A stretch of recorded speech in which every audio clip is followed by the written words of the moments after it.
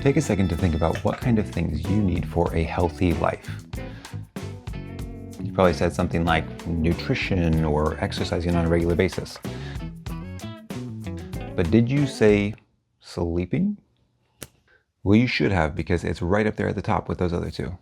A lot of people will view sleeping as optional, as one of those things that you kind of have to do, but if you can find some way to get around it, that's better.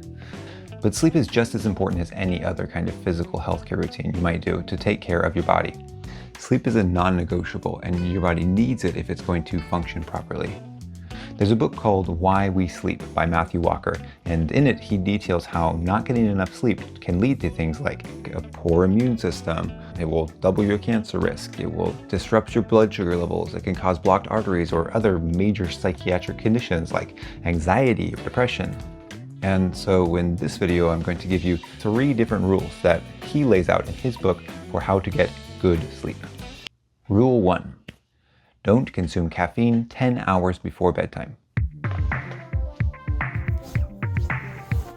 I will be the first to admit that coffee is amazing. There was one study that said that nearly 2 billion cups of coffee are consumed on a daily basis, which I feel like is kind of a low estimate considering there are 6 billion people on the planet and I drink at least 3 cups of coffee a day. So the way caffeine works is by blocking your adenosine receptors, which are the things in your brain that control levels of drowsiness. So when you drink a cup of coffee or have a cup of tea or eat some chocolate or whatever, you're not really getting a boost of energy, you're just kind of masking over how tired your body actually feels. Caffeine has about a 5 to 6 hour half-life, which means that every 5 to 6 hours there is half the amount of caffeine in your system that you started with. So if you drink a 100 milligram cup of coffee, then 5 hours later there will be 50 milligrams, and then 5 hours after that there will be 25 milligrams, and so on. So ideally, if you want a realistic dose of caffeine in your system when it is time to sleep, you need to be cutting yourself off from caffeine around 10 hours before your actual bedtime, which includes all of the other kind of extra things like sodas, chocolate, maybe some medication that you weren't expecting.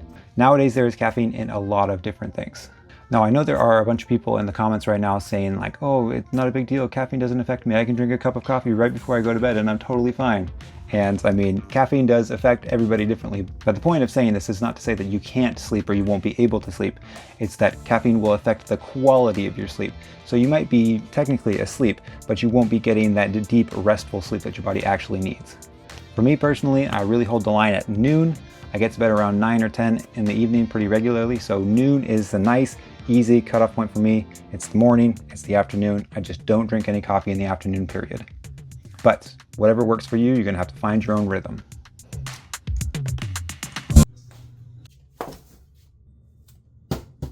We're on to rule 2, people.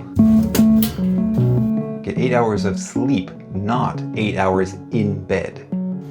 People's actual sleep needs vary quite a bit from person to person, but the National Sleep Foundation recommends an average of 8 hours for every adult. According to a study that was done where Americans self-reported how much sleep they were actually getting, 40% of people are getting less than 7 hours of sleep at night. So the trick here is that being in bed for 8 hours does not equate 8 hours of actual sleep. You have to account for things like actually falling asleep when you get in bed, tossing and turning throughout the night, and then starting to wake up at the end of this sleep cycle. So you need to be giving yourself time to actually fall asleep and account for those little things that might wake you up during the night. Things like street lights coming in through the blinds, or traffic noises, or having to get up to go to pee, or wives kicking you when they get too close to your side. You're probably going to need to plan ahead to do this, and you might need to give yourself a buffer zone. So it might actually look like if you want to get 8 hours of sleep, you need to spend at least 9 hours in bed. Something else you can do to help yourself get that full 8 hours is to take control of your sleep environment. Things like getting some blackout curtains to block out the street lights, or earplugs for traffic noises, not drinking too much water right before bed, or telling your wife to go sleep in the other room so she stops kicking you. Whatever it is, just find a way to do what you need to do to get your sleep environment set.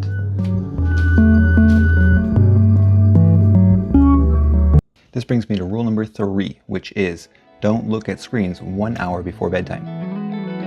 Now this one is difficult because as a culture and society, we have kind of trained ourselves to anytime we have downtime or relaxing time, we are looking at screens. We got our phone out, we've got our computers out, watching a show, the TV's on late at night.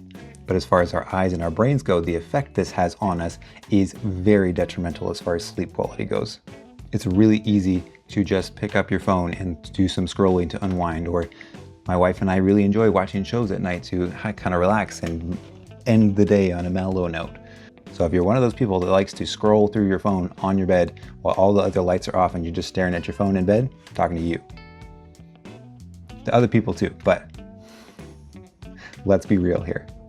So according to the National Sleep Foundation, when you're looking at a screen right before bed, it will delay melatonin production, screw up your circadian rhythm, and delay your internal clock. So that blue light is actually mimicking the sunlight. And sunlight is what your body uses to set your circadian rhythm. So that thing in your body that tells you, oh, now it's daytime and it's time to get up and move around. Oh, the sun's gone down, it's nighttime, it's time to go to sleep. The sunlight is what controls all of that inside of your own internal clock, and the phone screen light is messing with that. So the best solution is just to have no phones 1 hour before bedtime.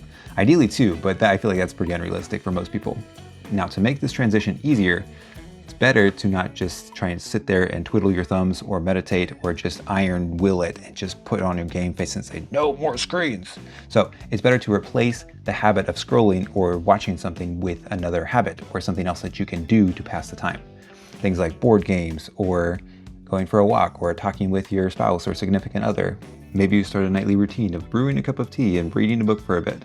These are all good replacement routines that you can set up as a way to get rid of that phone use and help your body transition to a bedtime restful state.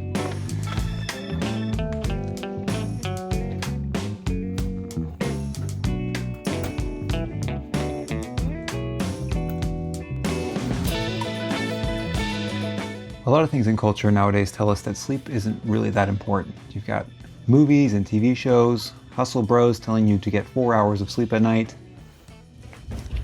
Everyone kind of just plays it off like it's not really that big of a deal, it's really not that important.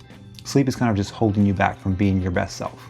But as science tells us, that's really not the case, and sleep is incredibly important for your physical well-being, your mental health, your emotional well-being. All of the above is kind of built on this foundation of good sleep. If you haven't already checked it out, I really recommend the book Why We Sleep by Matthew Walker. There are so many things he goes into that I didn't get a chance to cover in this video. It's a really great read. I highly recommend it. Thanks for hanging out, and I'll catch you in the next one. Peace.